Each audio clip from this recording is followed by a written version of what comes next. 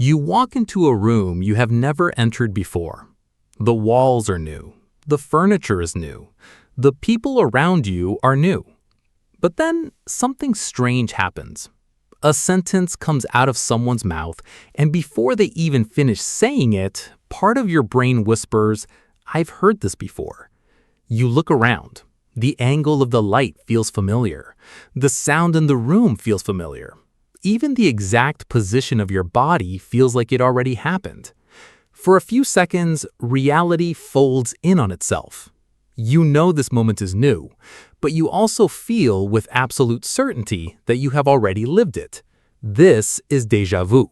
And for centuries, people have tried to explain it with reincarnation, prophecy, past lives, parallel universes, and glitches in the simulation.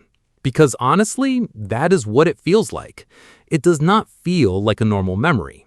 It feels like the universe accidentally showed you a page twice. But the real explanation may be even stranger. Because déjà vu is not your brain remembering the past. It may be your brain catching itself making a mistake in real time. To understand it, you need to understand something uncomfortable about memory. Your memories are not recordings. They are not videos saved somewhere in your head, waiting to be replayed exactly as they happened. Every time you remember something, your brain rebuilds it. It takes fragments, images, feelings, sounds, context, and emotion, then stitches them together into something that feels complete. Most of the time, this works so smoothly that you never notice. You remember your bedroom, your school, a conversation from last week, a street you've walked down 100 times.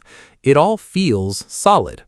But memory is not solid. Memory is a reconstruction. And sometimes the reconstruction system fires at the wrong moment. Scientists have several theories for déjà vu, but one of the strongest is called the memory mismatch theory. The idea is simple. Your brain has two jobs happening at once. One part is experiencing the present. Another part is constantly checking whether the present matches anything from the past. Usually, if something is familiar, there is a reason. You recognize your house because you've been there before. You recognize a song because you've heard it before.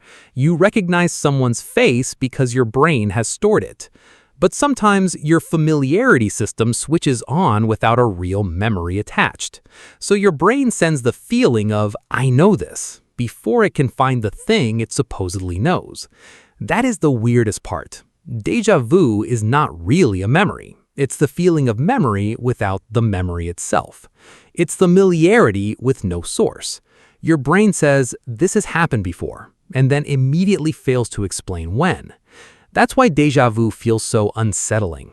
If you remembered the actual event, it would just be normal memory. But you don't. You get the emotional certainty of recognition without the evidence.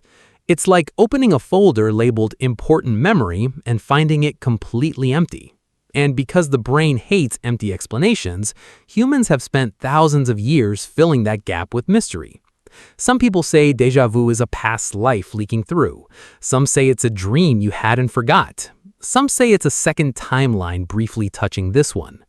But inside the brain, something smaller and stranger may be happening.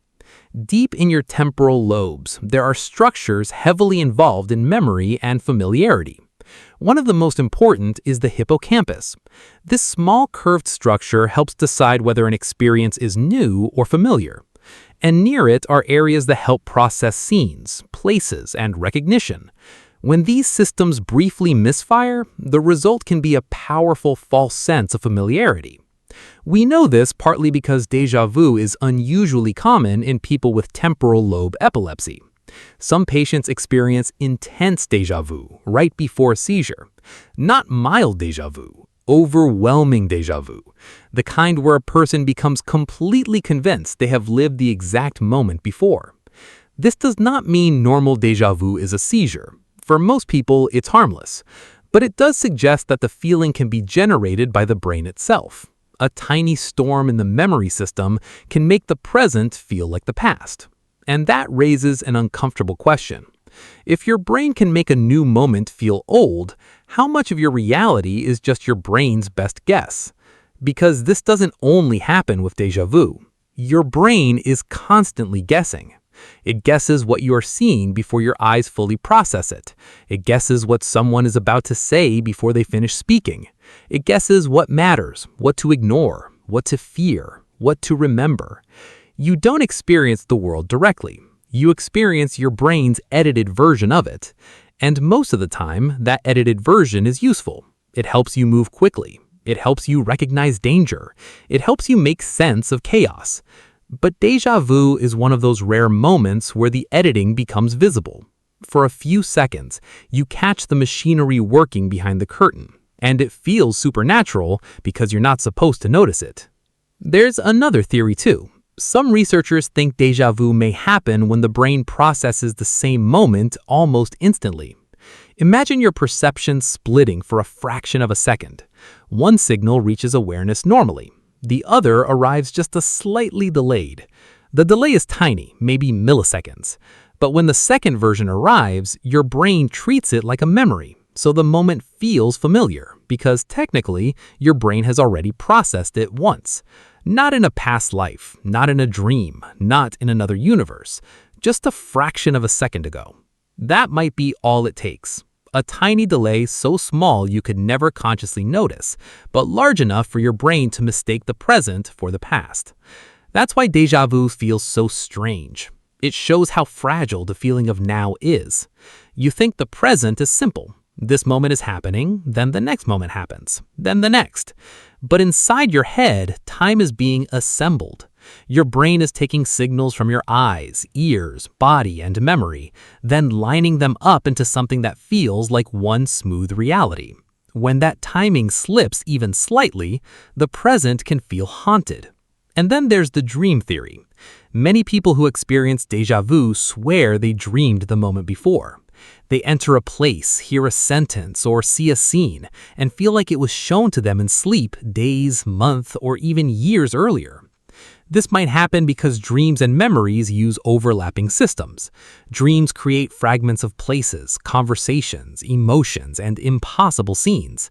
Most are forgotten, but some leave behind a faint emotional trace. Later, when real life contains something similar, a hallway, a voice, a pattern of light, your brain may connect it to that leftover dream fragment. Not enough to remember the dream, just enough to feel like the moment was predicted. And that's why déjà vu feels less like remembering and more like prophecy. The memory is too weak to see, but strong enough to disturb you. And then, just as suddenly as it appeared, it vanishes. The room becomes normal again. The sentence finishes. The strange feeling collapses. You're back in ordinary time, but for a few seconds, your brain showed you something important. Not proof of past lives, not proof of parallel universes, not proof that reality is fake. Something more personal, that your sense of reality is built moment by a machine inside your skull that is powerful, brilliant, and not always accurate. Déjà vu feels like you have seen the future, but maybe what you are really seeing is the present being built badly. A tiny mistake in the system that normally keeps your life feeling continuous. And maybe that's why it stays with you. Because for a brief moment, you are not just living inside reality. You're watching your brain try to create it, and realizing it can get it wrong.